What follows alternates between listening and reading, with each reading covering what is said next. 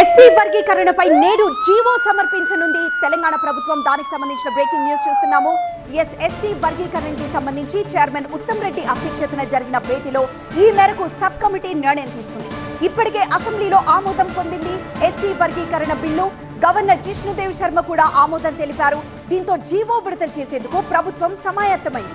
SC వర్గీకరణ GO విడుదల చేసిన అనంతరం జీవో కాపీని ముఖ్యమంత్రికి అందజేస్తామన్నారు sub committee chairman Uttam Kumar Reddy. SC వర్గీకరణ జీవో కాపీని అందుకున్న అనంతరం అంబేద్కర్ విగ్రహం దగ్గర ఉంచనున్నారు సీఎం రేవంత్ రెడ్డి. ఎస్సీ వర్గీకరణ చట్టం ద్వారా ఎస్సీ ఉపకులాలకు 15% రిజర్వేషన్లు వర్తించనున్నాయి.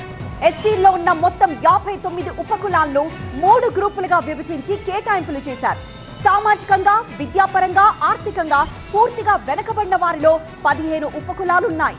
తెలంగాణలోని మొత్తం జనాభాలో ఈ 15 కులాల జనాభా 3.2. కౌశిక్, నేను పార్ట్నర్షిప్ ఫర్మ్ స్టార్ట్ చేయడం బెస్టా, ప్రైవేట్ లిమిటెడ్ కంపెనీ స్టార్ట్ చేయడం బెస్టా? ఎందుకు అంత కన్ఫ్యూజన్?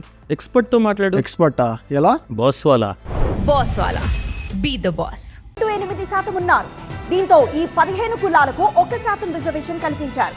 ఇక గ్రూప్ 2లో మధ్యస్థంగా లబ్ధి పొందిన ఎస్సీ కులాలను చేర్చారు. ఈ గ్రూప్ లో 18 కులాలుంటే వారి సంఖ్య తెలంగాణ జనాభాలో 62.74% ఉంది. అందుకే 9% రిజర్వేషన్ సిఫార్సు చేశారు. ఈ గ్రూప్ 2లో మాదిగ సామాజిక వర్గంతో పాటు ఇతర కులాల్ని కూడా చేర్చారు. ఇక గ్రూప్ 3లో కాస్త మెరుగైన ప్రయోజనం పొందిన 26 ఎస్సీ కులాలను చేర్చారు.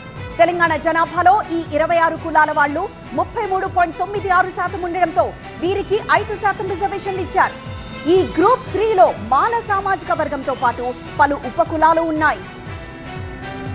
2011 జనాభా లెక్కల ఆధారంగా ఎస్సీలకు ప్రస్తుతం 15% రిజర్వేషన్లు అమల్లో ఉన్నాయి. అయితే తెలంగాణలో ఎస్సీ జనాభా 17.5%కి పెరిగిందని, కొత్త జనాభా లెక్కలు అందుబాటులోకి వచ్చిన తర్వాత ఎస్సీ రిజర్వేషన్లు పెంచే విషయాన్ని పరిశీలిస్తామని ప్రభుత్వం చెబుతోంది. అలాగే ఎస్సీ వర్గీకరణలో క్రీమీ లేయర్ ప్రవేశపెట్టాలన్న కమిషన్ సిఫార్సును ప్రభుత్వం ఇప్పటికే తిరస్కరించింది.